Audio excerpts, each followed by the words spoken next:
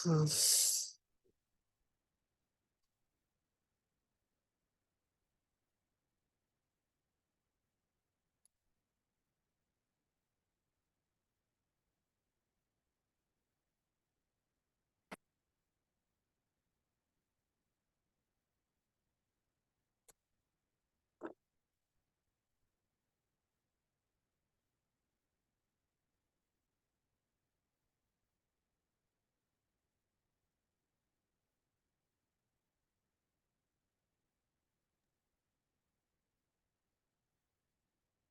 हाँ जी। अच्छा, तो मैं बात कर रही थी कि हमने क्या किया, हमने कहा कि आपके पास एक स्पेसिफिक पावर के बाद जो है जो एलिमेंट्स है वो रिपीट होना स्टार्ट हो जाते हैं। तो हमने अज्यूम कर लिया कि i is greater than j and a i is equal to a j. अब ये जो इक्वेशन है a i is equal to a j, इसके बोथ साइड्स पे हमने a to the minus j से मल्टीप्लाई किया। ठीक है, ये a to the minus j से मल्टीप्लाई हुआ है on both side of this equation. A to the minus j से हमने मल्टीप्लाई किया है। तो a to the minus j से मल्टीप्लाई करेंगे तो a to the i into a to the minus j बन जाएगा a to the i minus j. I minus j. और a to the i a to the j minus a to the minus j, तो कितना बन जाएगा a to the j minus j, that is a to the zero. Zero. ठीक है, और a to the zero किसके equal होता है? आइडेंटिटी। आइडेंटिटी के इक्वल होता है।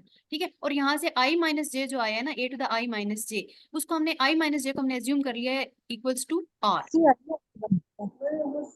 Colocar uno con uno por ejemplo. ये प्लीज अपना माइक ऑफ कर लें,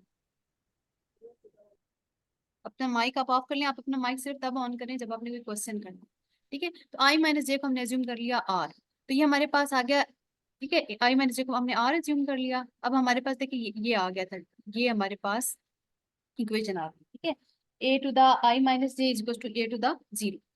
ठीक है, ये हमारे पास इक्वेशन आई, और जिसमें मैंने आपसे कहा कि आई माइनस जे को आपने आर एज्यूम कर लिया, तो ये आगा a to the r is equal to e, क्योंकि ए टू द जीरो जो है वो ई होता है, और a to the i minus j को मैंने आर एज्यूम किया है, आई माइनस जे हमने आर ले लिया, तो a to the r is equal to e आ गया। ये बात समझ आ गई कि ये हमारे पास a to the r is equal to e आ गया, और ये भी बिलोंग करेगा किससे? एच से। यहाँ तक समझ आ गई है? Yes ma'am. इसका मतलब हुआ कि आपकी मैम जो आइडेंटिटी। जी। मैम जो ऊपर हमने ए की पावर आई और ए की पावर माइनस जे लिया है, ठीक है मैम, तो अगले स्टेप पे तो ए की पावर आई माइनस जे की पावर को डायरेक्ट उसने जीरो लिखा है। मीन्स इसका आई मतलब ये हुआ कि हम ए की पावर आई और ए की पावर माइनस आई लेके तब तो जीरो बनेगा, वो आइडेंटिटी के इक्वल कर। नहीं नहीं, ठहरे मैं बोर्ड पे लिख देती हूँ, मेरे इधर से कर गया हो।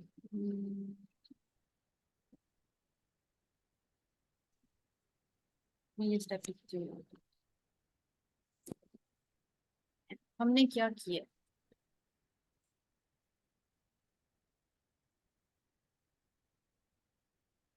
हमने लेट किया था a to the i is equal to a to the j where i is greater than जे।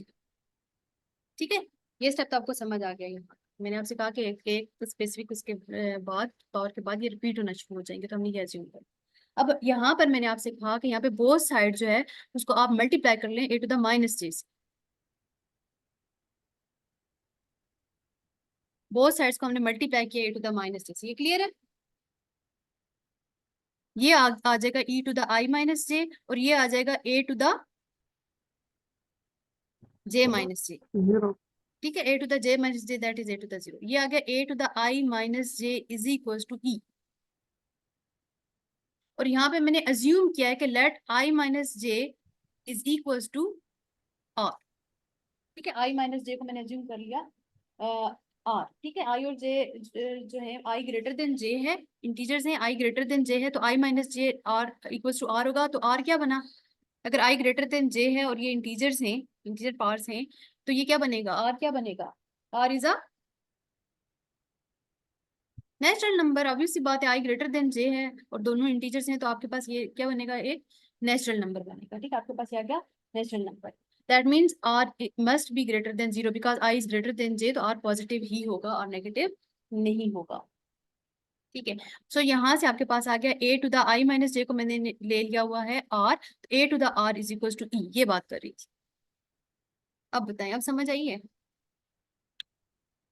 अब समझ आई है कि मैम समझ आ ठीक है, गया। A to the are. Okay, और ये बिलोंग कर गया किससे? एच से। तो इसका मतलब हुआ आइडेंटिटी जो है वो एग्जिस्ट करती है एच में, ऐसा ही है। इसका मतलब हुआ कि आपकी जो आइडेंटिटी है वो बिलोंग करती है एच से, आइडेंटिटी जो है वो एग्जिस्ट करती है एच। जी ये बात क्लियर होगी? Yes ma'am. Okay, yes ma'am. अब नेक्स्ट हम देखेंगे इनवर्स को। ठीक है, इनवर्स ऑफ ईच एलिमेंट भी एच में होना चाहिए। इनवर्स ऑफ ईच एलिमेंट के लिए हमने क्या किया कि हमने अगेन जो है अज्यूम कर लिया कि a to the r minus one जो है वो बिलोंग करता है एच से, a to the r minus one belongs to h. और फिर हमने इम्प्लाइज किया कि अगर a to the r minus one जो है इसको हम लिख सकते हैं a to the r into a to the minus one, लिख सकते हैं ना। a to the r minus one को हम लिख सकते हैं a to the r into a to the minus one, इसमें तो कोई मसला नहीं है, बेसिस सेम है, पावर्स ऐड हो जाती हैं। सिमिलरली हम इसको लिख सकते हैं ब्रेक करके a to the r into a to the minus one. सही है?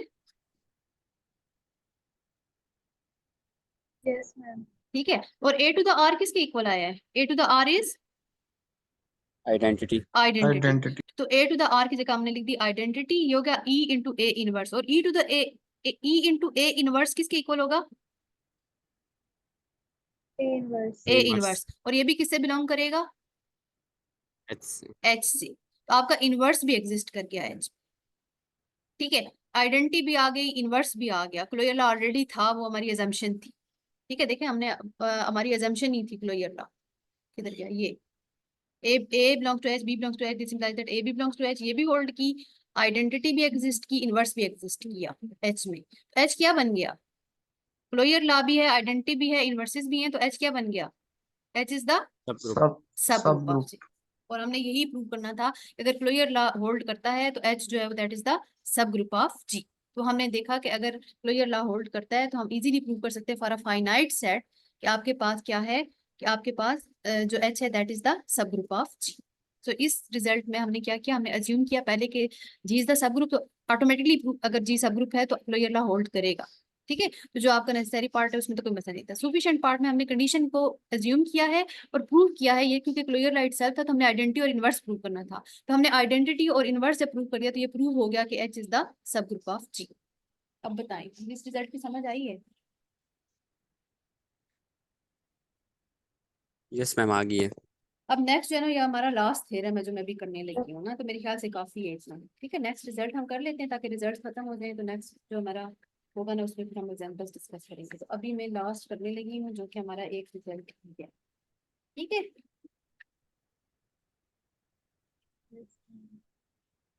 क्योंकि मुझे लग रहा है आप थक गए ना, तो इतना ही काफी, बस एक यस ये रिजल्ट। हाँ जी, बस ये एक आखिरी रिजल्ट करते हैं थ्योरम 4 जो है, और फिर उसके बाद मैं इसको एंड करती हूँ। लेकिन ये है ना, इनको अभी अगर आप तैयार करेंगे तो ये आपको समझ भी आएंगे और ये बड़े इजीली आपके तैयार भी हो जाएंगे। लेकिन अगर आप इनको अभी छोड़ देंगे और बाद में करने की कोशिश करेंगे ना, तो आपके लिए बहुत मसला होगा। ठीक है, तो इसलिए साथ साथ। फंक्शन वाला फर्स्ट टॉपिक जो आपने करवाया था उससे रिलेटेड क्वेश्चन तो भेज दें। क्या चीज? तो जो फर्स्ट टॉपिक करवाया नहीं था फंक्शन का, वन टू वन फंक्शन, उससे रिलेटेड क्वेश्चन तो भेज दें। क्वेश्चंस? अच्छा, मैं क्वेश्चन दे दूंगी। वैसे उसके क्वेश्चन आप खुद भी कर सकते हो, जो आपको बुक शेयर की है ना उसमें भी है, वैसे भी कहीं से उठा के आप देख सकते हो। आपने जस्ट यही देखना है ना कि जो गिवन आपको रिलेशन है वो फंक्शन है या नहीं, अगर है तो किस टाइप का है ना। तो मेरे ख्याल से तो बड़ा इजी सी चीज थी, लेकिन चले मैं आपसे उसकी एक्सरसाइज शेयर कर दूंगी। ठीक है, मुझे अगर ना याद रहा आप मुझे ग्रुप में मैसेज कर देना, मैं आपसे, क्योंकि मैंने नेक्स्ट वीक में आपको पता है ना उसमें से मैंने आपका क्विज लेना है, जो हमारा पहला लेक्चर था, पहला वीक के जो लेक्चर्स थे, फर्स्ट वीक के जो लेक्चर्स थे उसमें से आपका क्विज भी है। ठीक है, तो साथ साथ तैयार करें ताकि आपको फिर प्रॉब्लम ना आए। अच्छा जी, अब हमारा जो फाइनल रिजल्ट जो हम करने जा रहे हैं वो स्टेट करता है कि the intersection of any two subgroups of G is again a subgroup of जी। ठीक है, अच्छा आप ये याद रखिए, क्योंकि ये चीजें ना हमारे लिए बहुत ही ज्यादा इंपॉर्टेंट होती हैं एंट्री टेस्ट के लिए और इंटरव्यूज वगैरह के लिए। याद रखिए कि इंटरसेक्शन ऑफ सब ग्रुप्स जो है वो सब ग्रुप होता है, लेकिन यूनियन जो है वो नहीं होता है। ठीक है, तो ये बात आपने याद रखनी है। तो अभी हम प्रूव करने लगेंगे the intersection of any two subgroups of group G is a subgroup of जी। और सिर्फ टू ही नहीं, टू से ज्यादा के लिए फिर हम इसको जनरलाइज भी करेंगे, लेकिन प्रूव अभी हम सिर्फ दो के लिए करने लगे। हम ये प्रूव करने लगे कि अगर आपके पास दो सब ग्रुप हैं जी के, तो उनका जो इंटरसेक्शन है वो भी एक सब ग्रुप होगा। सही हो गया? स्टेटमेंट की समझ आ गई है? Yes yes ma'am. Ma'am. assumption ma'am. ये है कि आपके पास आपने ये प्रूव करना है कि intersection of two subgroups is a subgroup, ठीक है। सो हमने अज्यूम कर लिया, यहाँ पे हम दो जो सब ग्रुप है वो अज्यूम करेंगे। हमने अज्यूम कर लिया कि let H1 and H2 be two subgroups of a group G। Okay, अब हमारे पास अगर H1 और H2 सब ग्रुप्स हैं G के और G की आइडेंटिटी है E, तो अभी हमने रिजल्ट किया था कि आइडेंटिटी जो है वो सेम रहती है। उसके जो सब ग्रुप्स होते हैं उसमें भी अगर G में E आइडेंटिटी है तो H1 और H2 में भी आइडेंटिटी E ही होगी। याद है ये रिजल्ट अभी हमने पीछे किए, यस मैम। ठीक है। तो हमने फिर कहा कि therefore E belongs to H1 and E belongs to H2। जो G की आइडेंटिटी है E वो H1 से भी बिलोंग करेगी और H2 से भी बिलोंग करेगी, क्योंकि H1 और H2 जो है वो सब ग्रुप्स हैं G की, ठीक है। और अगर E H1 से भी बिलोंग करता है और H2 से भी बिलोंग करता है तो इसका मतलब है E इनके इंटरसेक्शन से भी बिलोंग करेगा। इंटरसेक्शन से भी बिलोंग करेगा। अगर E H1 से भी बिलोंग करता है और H2 से बिलोंग करता है इसका मतलब है E इनके इंटरसेक्शन से भी बिलोंग करेगा। इसका मतलब है जो इंटरसेक्शन है वो क्या है? Empty set non empty set. Element आ और गया ना नॉन उसमें, ठीक है, नॉन एम्प्टी सेट एलिमेंट आ गया ना उसके अंदर। इसका मतलब हुआ पहली चीज प्रूव हो गई कि अगर H1 H2 सब ग्रुप्स हैं तो obviously they are non empty, तो उनका इंटरसेक्शन भी क्या आ गया? नॉन एम्प्टी, ठीक है। तो हमारे पास पहली चीज आ गई कि the intersection is also known empty. अब हम अज्यूम कर लेते हैं कि अब जो ये जो इंटरसेक्शन है हम यहाँ से दो एलिमेंट्स अज्यूम करते हैं। अब आगे आगे हमने क्योंकि प्रूव करना है ना कि इंटरसेक्शन बी सब ग्रुप होता है, तो अब मैं यहाँ पे अभी आपने कंडीशन की, अगर मैंने प्रूव करना है कि सब ग्रुप है तो मैं एक कंडीशन से प्रूव कर सकती हूँ। क्या कंडीशन है जिससे मैं प्रूव कर सकती हूँ कि आपके पास कोई एच जो है वो सब ग्रुप है? हमने क्या ए कंडीशन बी ली का है? इन्वर्स जो है वो यस, हमने ए बी हमारे का पास हमने कंडीशन ये ली है कि अगर ए एच का एलिमेंट है और बी भी एच का एलिमेंट है, और अगर ये इंप्लाइज करता है कि ए बी इनवर्स भी एच का एलिमेंट है, तो ये क्या प्रूव हो जाता है? प्रूव हो जाता है एच इज सब अ ग्रुप है, सब ग्रुप। सब ग्रुप। एच इज अ सब ग्रुप, ये प्रूव। तो हम इस चीज को लेके चलेंगे, बजाय से कि हम चार कंडीशन चेक करें, हम जस्ट ये एक कंडीशन प्रूव कर लेंगे कि अगर हम दो एलिमेंट्स उठाएं और वो उनमें ये कंडीशन होल्ड कर जाए कि ए बी इनवर्स भी उस ग्रुप से बिलोंग कर जाए, तो वो जो ग्रुप है दैट इज अ सब ग्रुप, वो जो सबसेट है दैट इज अ सब ग्रुप, ठीक है। तो यहाँ पे हमारा एच की बजाय हमने क्या लिया हुआ है? एच के बजाय हम किसको ले रहे हैं? Intersection. Intersection of two subgroups. H1 और H2 हमने दो सबग्रुप्स अज्यूम किए थे पर हम उनका इंटरसेक्शन ले रहे हैं, that is one set. Obviously बात है इंटरसेक्शन एक ही सेट होता है, दो नहीं होते, ठीक है। तो आप ये H के बजाय ये ले रहे हो H1 इंटरसेक्शन H2, तो मैं ये चीज करने जा रही हूँ, ठीक है। यहाँ पे रिजल्ट में हम इस चीज को जस्ट प्रूव करेंगे, क्योंकि मुझे यही प्रूव करना था ना कि इंटरसेक्शन भी एक सब ग्रुप है। तो मैं ये कंडीशन अगर इंटरसेक्शन के लिए प्रूव कर दूंगी तो ये प्रूव हो जाएगा कि H1 इंटरसेक्शन H2 जो है वो सब ग्रुप है। क्या ये बात सबको समझ आई है? Yes ma'am. ओके, सो अब यहाँ पे हमने अज्यूम कर लिया कि let a b belongs to H1 intersection H2, then अच्छा, देन जो ए बी है क्योंकि इंटरसेक्शन से बिलोंग करते हैं तो इसका मतलब है ए बी जो है वो H1 का भी एलिमेंट होगा और ए बी जो है वो H2 के भी एलिमेंट होंगे। ये बात तो क्लियर है ना इंटरसेक्शन की प्रॉपर्टी से? Yes Intersection, ma'am. ठीक है। सो क्योंकि H1 जो है वो सब ग्रुप है, हमें पता है, हमने हमारी अजम्पशन में है कि H1 और H2 क्या है?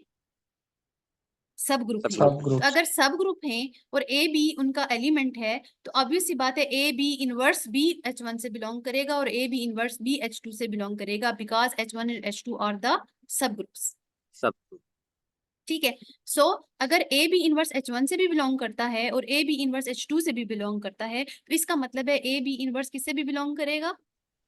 इंटरसेक्शन से भी। इंटरसेक्शन से। तो यहाँ से प्रूव हुआ कि अगर ए बी इंटरसेक्शन से बिलोंग करते हैं तो ए बी इनवर्स भी इंटरसेक्शन से बिलोंग करता है। तो इससे क्या प्रूव हो गया? ये H1 का इंटरसेक्शन और H2 हाँ दोनों के सब इंटरसेक्शन है, ग्रुप तो है। हाँ जी, कि सब H1 ग्रुप तो इंटरसेक्शन H2 जो है दैट इज आल्सो अ सब group because the condition also holds in the intersection, ठीक है। तो ये एक सिंपल सा प्रूफ था। और अब ये मैंने दो के लिए किया है, इसी तरह हम इसको जनरलाइज कर सकते हैं फॉर एनी नंबर ऑफ सब ग्रुप्स, फाइनाइट फैमिली ऑफ सब ग्रुप्स, ठीक है। यानी कि कोई भी, मैं दो के लिए किया है ना, मैं तीन के लिए भी कर सकती हूँ, चार के लिए भी कर सकती हूँ, अप टू n के लिए भी, कोई भी फाइनाइट नंबर ऑफ सब ग्रुप्स के लिए मैं इसको प्रूव कर सकती हूँ इन द सेम वे। बात समझ आई? मुझे सही just ma'am. Yes simply ma'am क्या क्लियर। करना होगा, अगर लेट से मैं आपको तीन के लिए कह देती हूँ, आपने क्या करना होगा? यहाँ पे दो के बजाय कितने लेने होंगे? H1 तीन H2 लेने। H3 H1 H2 H3। Are the. चार के लिए कहती हूँ तो ये, बाकी सारा सेम यही स्टेप्स होंगे, ठीक है। सो जो इंटरसेक्शन है that is a subgroup of a group, बात समझ आ गई? Yes, ma'am. Yes, ma'am, clear है. चलें जी, ये हमारे पास चलिए आगे जो एग्जांपल्स वगैरह हैं और थोड़ी सी और चीजें ये हम फिर नेक्स्ट लेक्चर में कर लेंगे, इतना काफी है।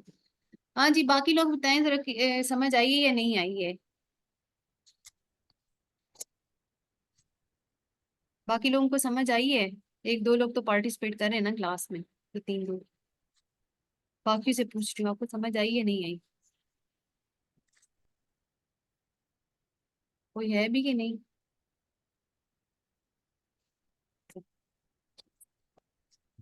बाकी जो 11 लोग हैं, 11 में से चले तो 3 लोगों को निकाल दे, बाकी लोगों को समझ आई है सबको?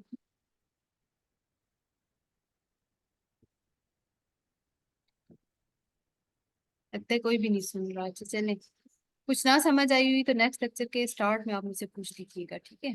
मैम प्लीज एक एग्जांपल उसकी करवा देंगी, एक फंक्शन लेके उसके ऑन टू, और ये वाला थोड़ा सा क्विज है तो इस वजह से। अच्छा चले, हम इसको discuss-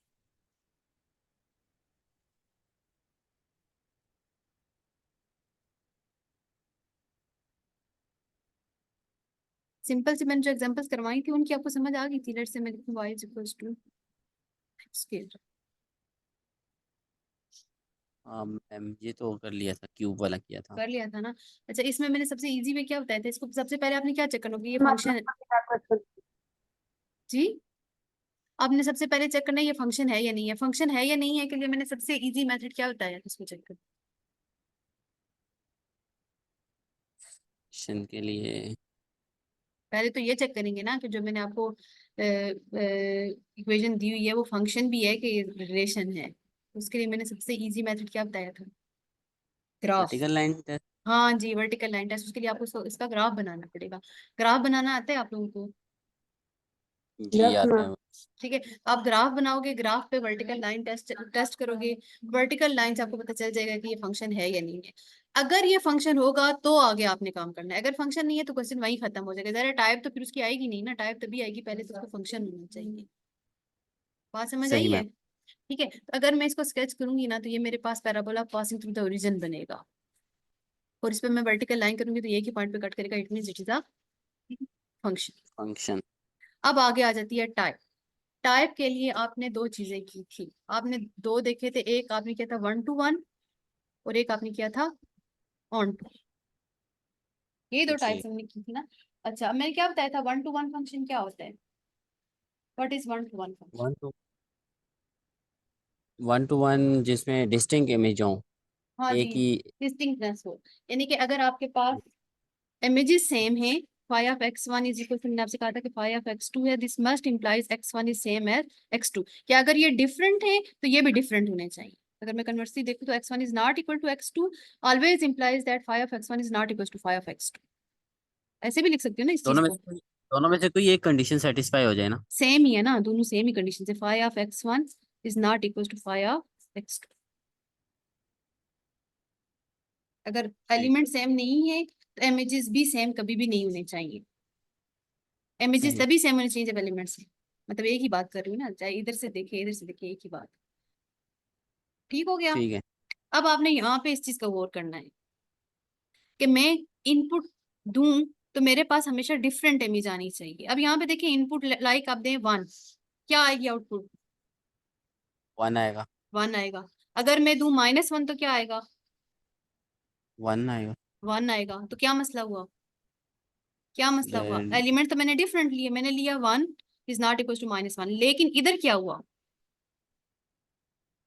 ये इक्वल नहीं आए। इक्वल नहीं आए, इक्वल आ गए हैं। इक्वल आ गए, मसला ये हो गया। तो ये फंक्शन क्या नहीं है? 1 1 फंक्शन नहीं है। 1 to 1 नहीं है, ठीक है, ये 1 1 नहीं है। अच्छा, और ऑन टू की क्या डेफिनेशन थी?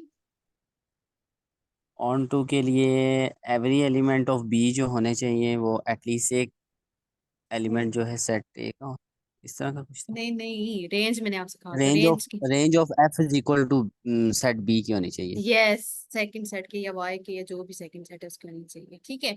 आप जी। यहाँ पे किधर किधर लिखो, ऑन टू के लिए आपने रेंज देखनी है, ठीक है। रेंज अगर अपनी आउटपुट जो सेट है उसके इक्वल आ गई तो आपके पास वो ऑन टू होगा। अब एक्स स्क्वायर की रेंज क्या आएगी, एक्स स्क्वायर ये जो फंक्शन है इसकी रेंज क्या आएगी, what is the range of this function? इसकी रेंज ऑल रियल नंबर नहीं होंगे? Set of all real number. नहीं, ऑल रियल नंबर कैसे होंगे, नेगेटिव्स आएंगे, रियल नंबर में तो नेगेटिव नंबर्स भी होते हैं। तो मैम नेगेटिव लेंगे तो तो पॉजिटिव नहीं ऊपर हो स्क्वायर है ना, तो इफेक्ट हो जाएंगे, पॉजिटिव आ जाएंगे। आउटपुट पूछ रही हूँ ना, तो नेगेटिव लेंगे तो पॉजिटिव हो जाएंगे, तो क्या नहीं आ रहा आपके पास, रेंज में क्या चीज नहीं आ सेट रही? Of all positive real number होंगे। हाँ जी, रेंज आपकी आ रही है set of all positive numbers, positive real numbers, range आपकी आ रही है set of all positive real numbers, not all the real numbers. ऐसा ही नहीं है, रेंज ये आ रही है ना set of all positive real numbers, क्योंकि नेगेटिव यहाँ पे आ नहीं सकते, बल्कि नॉन जीरो, जीरो भी इसमें आ जाएगा, जीरो भी आ सकता है लेकिन नेगेटिव नंबर्स नहीं आएंगे। ऐसे ही है, सही। ऐसे ही है ना, रेंज में या जीरो आएगा या पॉजिटिव रियल नंबर्स आएंगे, नेगेटिव नहीं आते। लेकिन हमारी ऑन टू होता अगर सारे का सारा क्या आ सकता, रि- और आ सकता, तमाम रियल नंबर आ सकते। ये ऑन टू फंक्शन तब होता जब हमारे पास ये अपनी कोर डोमेन के इक्वल आता, लेकिन ये कोर डोमेन के इक्वल रेंज जो है वो कोर डोमेन के इक्वल नहीं आ रही है। ये रेंज है जो एक्चुअल आउटपुट आ सकती है, आती है, ठीक है, ये आपकी रेंज है, ये आपकी कोर डोमेन है, ये आपकी कोर डोमेन है। कोर डोमेन क्या है, set of all real numbers, ठीक है। अभी तो मैंने ये डोमेन लिखी है ना, एक्स बिलोंग्स टू आर का मतलब है डोमेन, लेकिन आपकी कोर डोमेन भी ये फंक्शन था f from r to r था, फंक्शन आपका फ्रॉम रियल टू रियल था। चलिए यहाँ पे नहीं लिखती कोर डोमेन, यहाँ लिख देती कोर डोमेन। तो आपकी रेंज और कोर डोमेन सेम है या नहीं है? मैम रेंज और कोर डोमेन सेम है या नहीं है? No ma'am. नहीं है ना, तो इसका मतलब हुआ कि आपके पास ये ऑन टू भी नहीं है, क्योंकि ऑन टू में आपकी रेंज और कोर डोमेन सेम होनी चाहिए। सही। बात समझ आई? इसी तरह मैं कोई भी फंक्शन दूं ना, आपने यही चीजें देखनी है, मैं कोई कुछ भी लिख दूं, आप ये सी बातें आपको उसको देखना आना चाहिए। यानी कि आपको रेंज उसके लिए वन टू वन के लिए तो आपने ये चीज देखनी है, आउटपुट और इनपुट के लिए आपने देखना है कि अगर इनपुट सेम है आउटपुट सेम आनी चाहिए, अगर इनपुट डिफरेंट है आउटपुट डिफरेंट आनी चाहिए, ये देखना है। और इसके लिए आपने रेंज और कोर डोमेन को देखना है, अगर रेंज सेम है कोर डोमेन है तो ऑन टू है, अगर नहीं है तो कोर डोमेन नहीं है। बात समझ आ गई?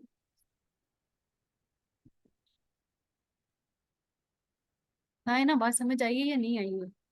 यस मैम, आ गई है। आप प्रैक्टिस क्वेश्चन शेयर करने की जरूरत नहीं पड़ती।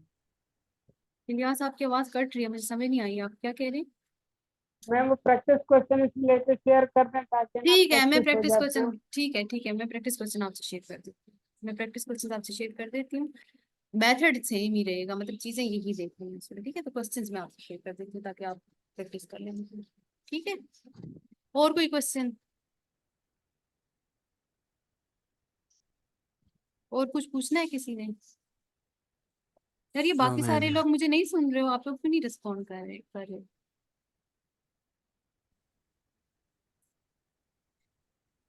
देवा आपका माइक ऑन होता है लेकिन आपकी आवाज नहीं आती है।